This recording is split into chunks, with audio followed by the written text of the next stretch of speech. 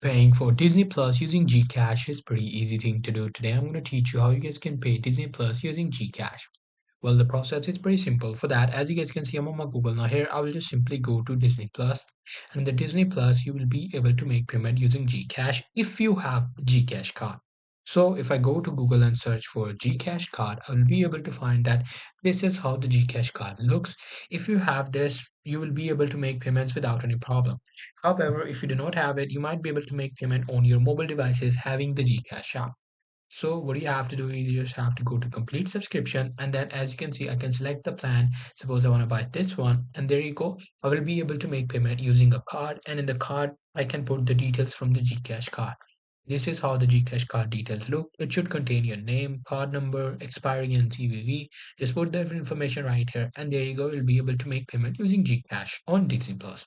Hope you guys find this video helpful.